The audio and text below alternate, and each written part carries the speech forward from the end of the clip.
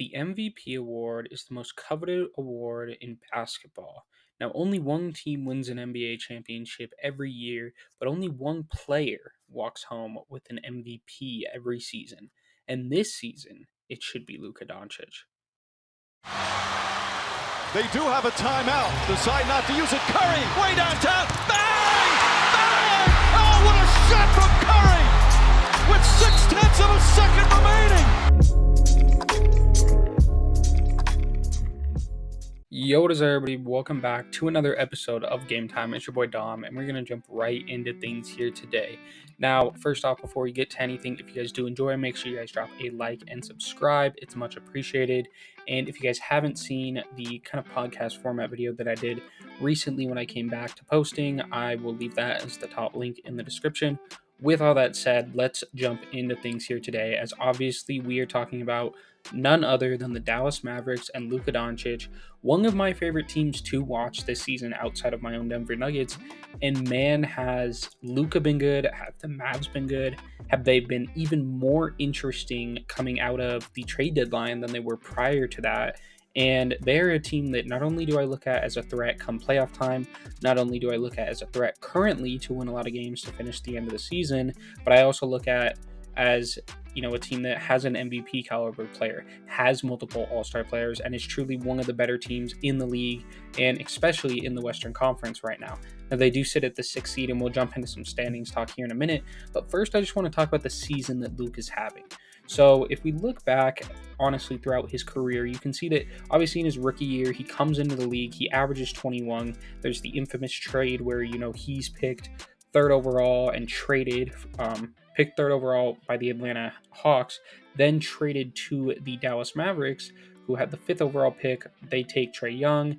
Obviously, that goes down as an infamous trade in NBA history, and their two careers have been tied together ever since, with only Ayton and Marvin Bagley going before Luka Doncic. And I remember back to that draft, I, obviously as a Duke fan, really liked Marvin Bagley coming out, and I thought that DeAndre Ayton was the best player in the draft and should go number one, and made sense to go number one to fit next to Devin Booker. Like, I'm not going to rewrite history and say I thought Luka should have gone number one, because I didn't, right? Though I thought Luka Doncic would be good and I thought he deserved to be considered a top 3 player, my biggest kind of thought process there was, okay, well, honestly, if I was Phoenix, I'd probably go Ayton. I guess if you didn't, I would go Marvin Bagley, and that was because I felt they should go big to pair alongside Devin Booker, and I didn't think Luka and Devin Booker's games would work together. Now, obviously, I think the first few seasons that kind of kept up, and obviously Ayton helps get the Phoenix Suns to the NBA Finals. Marvin Bagley flames out and doesn't really become a very good or a good NBA player in any capacity. Leaving Sacramento, then going to Detroit, and now being on Washington after being traded there. He hasn't had a great career. But Luka Doncic, I think over those first few years showed, okay, maybe it made sense for him to not be paired with another guard. And then we see Kyrie come in. Well, and even before Kyrie, we see him work very well with Jalen Brunson, and Jalen Brunson be able to step in when Luka isn't on the court as well. And then we see that even taken to another level after the Dallas Mavericks make a trade deadline trade for Kyrie Irving last season. They obviously re-signed him over the offseason, and the duo has been very good this year. When we look back on what Luka's done every single year progressing throughout his career, he starts off by entering the NBA averaging over 20 points per game. By his second season, he nearly averages 30 and stays around 28 points per game for the next 3 seasons. And then last season, we saw him average over 30 for the first time in his career with 32 points per game in 66 games played.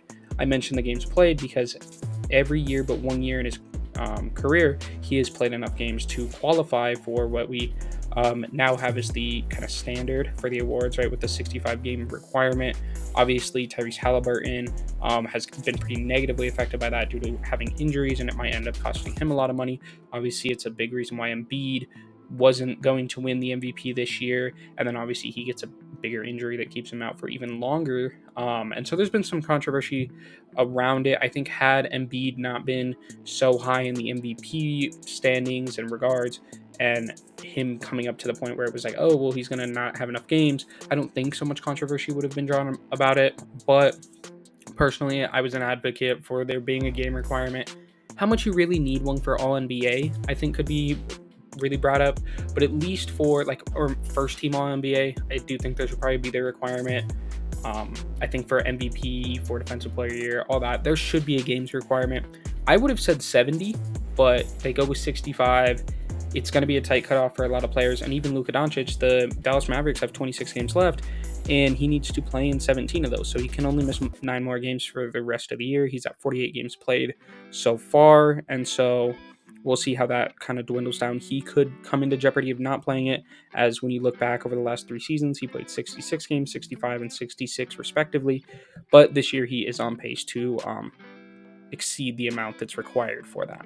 As for this year, though, he has even taken that 32 points per game last year and taken it to another level. Now, we know that Luka Doncic is a great facilitator. He's a heliocentric type of player, really kind of the next James Harden when you look at it from that sense, because you compare his game and it's most similar to what Houston James Harden was, right? Where he gets the ball, you put shooters around him, get him a rim runner, and it's just going to happen. You're going to be a very good basketball team. You're going to be fighting for the playoffs, and he's going to average a shit ton of points. And Kyrie, obviously, being his co-star, helps so much with that as well. This year, he is averaging a career high in assists with 9.6, almost 10. So if he gets that up there, that'd be pretty cool to see him average 30, almost 35 and 10 assists per game. He's averaging a career high in steals with 1.5 steals, as that has nearly gone up every single year of his career, other than he had a slight dip going into his sophomore season. For blocks, it's right around half a block a game, so every other game essentially getting a block. And then for rebounds, it's up towards his career average, at least. His career average is 8.6. He's averaging 8.8 this year, so nothing like exceeding expectations there. But as it goes for the rest of the board, he's playing phenomenally. He was in MVP conversations last year. We've been wondering, even since his first or second season, like, when is this, next generational guy in Luka gonna capture his first MVP? And I think it should be this year. And that's a lot of high praise and kind of a weird opinion to come from me, because I am a Nuggets fan. And obviously last year I thought Jokic should have won it over Embiid. Embiid ends up winning it. It felt like it was kind of just a media push for him to win it, and I didn't really love a lot of the discourse around it. Whatever, he got his MVP, and then I would have thought that this year would have actually truly been Embiid's year to win the MVP had he stayed healthy and played enough games, yet that doesn't end up happening, and I would have thought that Jokic was going to win it earlier in the season. But as the season has just progressed, I've just watched Luka, and I've just been like, he's the best player in the league. And I said this in my last video. I said if I had to rank, players and give a 1 through 10, like, I'm not going to go through what my 1 through 10 would be. Like, that would probably be its own separate video on its own. But Luka Doncic would for sure be at the top of the list for this season. I mean, he has just been, in my opinion, the best player in basketball.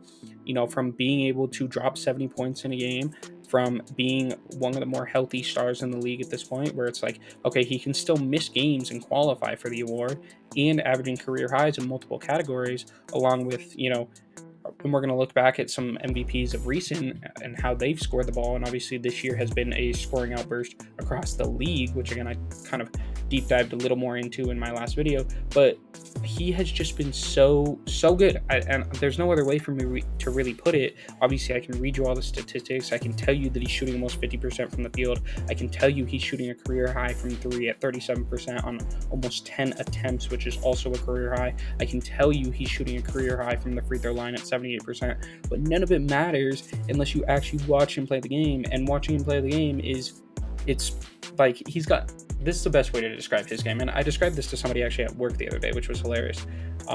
Somehow, I got into a basketball conversation and we kind of trickled our way to Luka Doncic, and I go, look, Luka and Jokic, they just have old man games. They have the game where you pull up to the park and it is some 45-year-old, or you pull up to the gym just to go have a hoop session. It's some 45-year-old dude who cooks every fucking person out there. He can't play any defense, so you want him on your team, but you got to help out on defense, because he will absolutely get cooked on defense unless he does that little like underhand tap to get the steal, and which I'm sure a lot of you can kind of visualize that and have been there for that.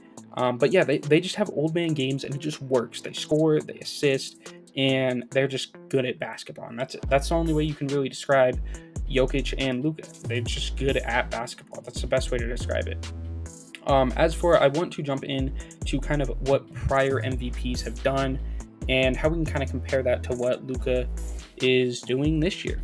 Now, when we look back at MVPs, let's just leave it to the last like 9 seasons or so, right? So that's pretty much going to put you all the way back until Steph Curry, where he wins his MVP in 2014, 2015. Now, every single one of those players played over 65 games for the requirement, including Embiid last season where he played 66, where he would have met the requirement, except for Giannis in 2019-2020, which was his second of his back-to-back MVPs, where he only played 63 games. So when you look at the games requirement, makes a lot of sense that that's where you'd be at. If we look at points per game, though, Luka Doncic would be averaging more this season than any MVP has in the last 9 years. And that includes Joel Embiid's year last year, where he averaged 33 points per game. That includes Westbrook's triple-double year, where he averaged over 30. Harden's year, where he averaged over 30. Steph Curry's year, where he averaged over 30. And multiple other seasons of high 20-point-per-game scoring from other MVPs, including Giannis, including Jokic, the lowest of the bunch being Steph Curry at 23 points per game in that first year that we were just recounting in 2014-2015, right? And it's just kind of crazy to see that you can look back at this much of a history and this many spans of this many great seasons, and Luka Doncic is not only on par with them, but at least from a scoring perspective, better than a lot of them, and very comparable to what James Harden's MVP season was, in my opinion. In Harden's MVP season in 2017-2018, he averaged 30 points per game, 5 rebounds, 8.8 assists, 1.8 steals, and 0.7 blocks. And how similar is that to the stats that I just read about Luka Doncic? I mean, it's kind of crazy to think about how comparable these players are. Then you start looking at field goal and 3-point percentage. Luka's got a better field goal percentage this year. Luka's got a better 3-point percentage this year. And Luka's got a better free throw percentage this year than Harden did when he won his MVP. And I'm not like trying to discredit Harden's MVP, like it was obviously very deserved. I'm just trying to use that as an example to kind of prop up Luka in this conversation of, look, he should be more considered. And when I say more considered, I look at, and we'll look at the NBA's tracker for the top 5 for the MVP throughout the season. Now, it only takes us back to week 3 for this, but I'm going to walk you through where everybody sits in the standings for every week. So we start off the season, and Jokic is the favorite, right? For the first, 4 weeks of the season, from week 3, so not including the first 2 weeks, but from week 3 to week 6, Jokic is the favorite and the number 1 odd to win the MVP. Then we get to week 7, and that's where Embiid takes over, and he doesn't look back until week 14, where Jokic reclaims that for the last 3 weeks, week 15, week 16, and week 17, where Jokic is atop of the standings. The highest we see Luka Doncic is at the start of the season in week 4 and week 5. We both see, in both those weeks, we see Luka Doncic at number 2, and we see him in 3 throughout occasionally, we see him in 4 throughout, and 5 throughout occasionally. As of recently, in week 16 and week 17, it has him in 4th behind Jokic, Shea, Giannis, and then obviously himself ahead of Tatum. And pretty much it's been those 5 guys for the MVP the entirety of the season. Obviously Tatum kind of stepping in more after Embiid kind of fell out earlier, due to his injury and games played and such like that. But for the most part, it's been, call it those 6 guys for this year. And you can kind of compare all their numbers together, and look, I think right behind Joel Embiid, Luka has the best numbers. And so, like I said, had Embiid played enough games, had he been healthy enough this year, he probably would have been my MVP. But compared to the other guys, I mean, Luka's averaging 8 more points than Jokic. Luka's averaging more rebounds than Jason Tatum, and you definitely wouldn't expect that. Luka's averaging the most assists on the list, the most points on the list, other than Embiid. And then, even steals-wise, he keeps up. Like, he's averaging 1.5 steals. That's more than Giannis. That's more than Tatum. That's more than Luka. That's more than Jokic. Obviously, he can't average more steals than himself. But yeah, I mean, he, in my opinion, is having a better statistical season than all of them. And even from just a personal perspective, he's having to carry his team more than these players. Because when we're talking about the Denver Nuggets, a lot of people, I think, don't necessarily give the credit to Jamal Murray and Aaron Gordon that they do during the postseason, during the regular season. And obviously, I think some of that is we have a lot of postseason risers on the Nuggets roster, right? But you can't necessarily say, oh, Jokic is completely carrying the team when he plays with Jamal Murray, who is such a good player, especially in the playoffs, when he plays with a guy like Aaron Gordon, who people were clamoring to potentially be an All-Star this year, right? Both those players. Jamal Murray is arguably the greatest player to never make an All-Star team. Mike Conley used to be in that conversation before he got his one. Obviously, CJ McCollum would be in that conversation as well. And then when you look at the other teams, Jason Tatum is arguably on the most stacked team in the entirety of the league. Giannis obviously brings in Damian Lillard, and they've struggled more than expectations. So I think some of that narrative plays into why it would be harder for Giannis, especially with, a first-time MVP. It makes it a lot easier to build a narrative around Luka Doncic, whereas for Giannis or for Jokic, it's like, oh, they had back-to-back MVPs, and this is them trying to capture their third. For Tatum, it would be his first MVP, but again, being on arguably the most stacked team in the league with the most wins and multiple other all-star caliber players, I think some of that takes away from what you could say as his chance to win the MVP. And then when you look at a guy like Shea, I think would probably be the closest to looking at like, oh, you're carrying so much of your team. But also, a lot of people don't expect OKC to go very far in the playoffs. Whereas I think some of it is Luka has the playoff success that Shea doesn't have. As part of kind of to prop that up. And obviously this is a regular season award for this year, but I do think some of that comes into consideration when you're, voting or deciding on stuff like that. Luka is sitting at the lowest amount of games of everybody else, I will say. All the other stars essentially just need 10 more games out of the near 30 games, and they would be eligible. So Luka does have a little ground to catch up on that. But like I said, it's not really out of the question of if he could make it, especially based on precedent of how many games he's played over the last few seasons. So some of that could hurt him coming down the stretch because he might not be towards the top of the talking point if it's like, oh, well, is he actually going to play enough games to win the MVP? A lot of the focus might go to other players that are guaranteed towards the end of the season to be eligible to win the MVP, right? And then kind of back to just the Shea thing, like a lot of people aren't expecting them to go very far in the playoffs.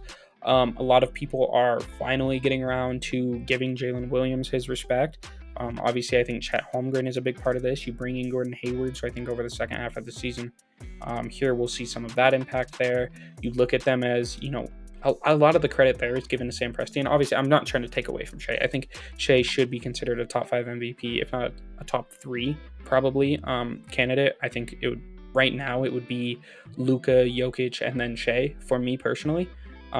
There might be some Nuggets bias in there based on kind of the argument I'm making for Luka there, but that would be my top 3 for MVP at this point in time.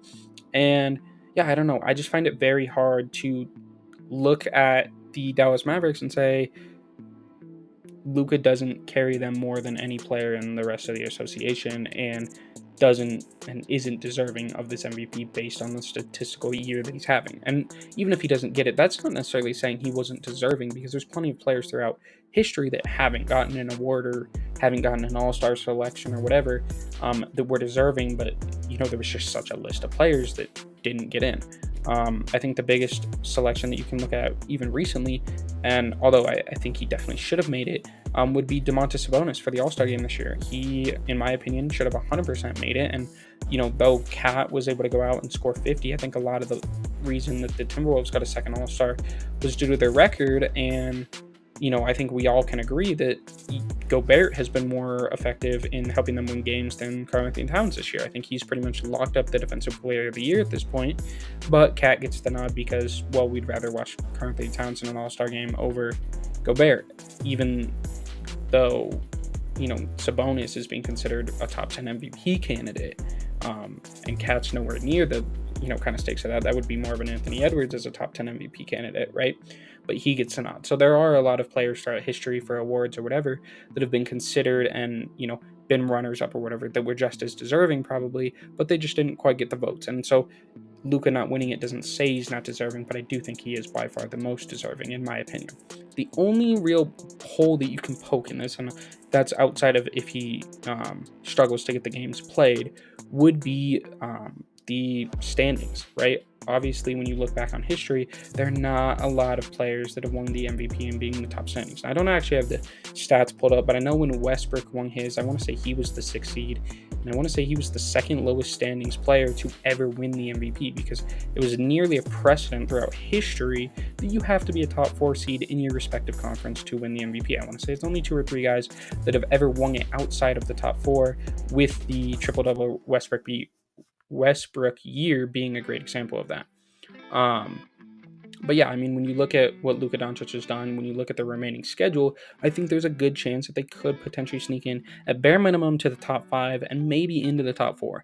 Now, when you're looking at the Western Conference right now, the top 4 is pretty solidified. There's a bit of a gap, and then 5 through 8 are super close, all within a game of each other. Then you've got 9 and 10 with the Lakers and the Warriors, and then a pretty big drop off after that as well for the Western Conference. So if you were to chunk it, like Dallas would really right now only be in play for the 5th seed. But when you go over to Tankathon, right, and I will credit StatMuse, Basketball Reference, and Tankathon for a lot of these statistics that I'm using here. But when you go over to Tankathon and you look at the remaining schedule and strength of schedule, Phoenix sits with the highest strength of schedule for the rest of the season, which is why a lot of people are looking at them as a questionable to even make the playoffs, because they could potentially get down to that 9 or 10 seed and have a lot of more play-in issues there, right? And then you look at the easiest schedule, it's Orlando, who obviously showed very good signs early on, then they kind of fall off, but now they've got the easiest schedule to finish the rest of the year. Boston being right there as well, which bodes well for Boston to have, the clear highest record in the NBA. But then it's kind of somewhere in the middle, and you look at Dallas, they are at the 19th hardest schedule in the league, so nearly one of the top 10 easiest schedules in the league. And when you look at teams above them in the Western Conference, the only team above them in the entirety of the Western Conference with an easier schedule is Oklahoma City, and that is by 2 places. So Dallas is at 19, OKC's at 21, and it is only it's only a 5% strength of schedule difference. So really not that much. When you look at some of the other teams, like the LA Clippers have a top 10 schedule to finish the season, so it's going to be a very difficult finish for them, even though they've played good basketball. The New Orleans Pelicans, sitting 1 game ahead of the Dallas Mavericks, have a top 10 hardest schedule to finish the season. Denver has a top 14. And then who is the other team? Where is Minnesota? I do not... Oh, Minnesota actually is ahead of them. Sorry. So it is Minnesota and OKC that are ahead of them, but both right next to them. Minnesota is actually 20th. So technically, both of those teams have 2 of the 10 easiest schedules, but it's, again, only by 4% there for Minnesota. So not necessarily a ton. Minnesota still has to play the Clippers twice. They still have to play the Nuggets 3 more times, the Suns 2 more times. OKC has to play the Bucks twice, the Celtics once. They got to play the Mavs twice as well. So both those teams have easier schedules, but those are also the 1 and 2 seed, which might be more out of reach than, say, the 3 or 4 seed for Dallas, which again would go back to the Clippers at 9th and Denver at 14th for strength of schedule, which makes it potentially a little easier for Luka to climb into that top 10, or not into that top 10, into that top 4 in the Western Conference, and allow himself to fit more of a generic mold for an MVP, being top 4, being a leader in scoring where he might lead the league in scoring, being one of the top playmakers in the league where, I'm sure that the assist title would still be up in air at this point. I don't have the numbers off the top, but I'm sure Luka's within the top 5 roughly, averaging 9.6 assists. I mean, it'd be hard to assume that there's that many players off the top of the head averaging more than 10. I would throw Halliburton somewhere in there as well, but there's still a lot to go for him with a relatively easy schedule to finish the season and good pickups at the deadline, like PJ Washington, who I think has created a very interesting lineup where you can run PJ Washington and you can run Maxi Kleber together and really just kind of have that 5-out offense with Luka Doncic, or you can go with Derek Lively and have him be your screen and roller, and then obviously you also bring in Daniel Gafford to kind of replicate that type of skill set off the bench now for Derek Lively, so you can kind of take one out and they're a little bit interchangeable, relatively similar types of players right now, though I think Lively's a little bit better, a little bit better playmaker, and I think a little bit better defensively than Gafford, but relatively similar skill sets, right? And so you bring in these additions, you get rid of a guy like Grant Williams who you paid, and the contract and the fit just wasn't what I thought it was and what a lot of other people thought it would be for Dallas. And so they looked very well coming out of those trades. They have won a lot of their games recently. I want to say it's 7 of their last 10. They're on one of the more hot streaks, one of the better hot streaks across the league. I know the Lakers and the Warriors are actually relatively similar in the regards to having hot streaks as of recently. But yeah, I mean, this team, it's mostly Luka, and obviously there's Kyrie as his co-star, but I think that, with the strength of schedule, with the additions, there's a very good chance that we see Luka Doncic as the MVP to finish the 2023-2024 NBA season. And who's to say that, the Mavericks shouldn't be one of your top 3, top 4 teams to come out of the Western Conference and truly compete for an NBA title and an NBA championship. And, if they win the NBA championship, I don't know who else you'd give the Finals MVP to other than Luka on this team. So I am very intrigued to watch the Dallas Mavericks in the home stretch. They are a very fun team coming out of the trade deadline. And really, it's just going to come down to health, kind of similarly to last year, where last year at the end of the season, Luka and Kyrie don't really play a lot together, don't really play a lot in total.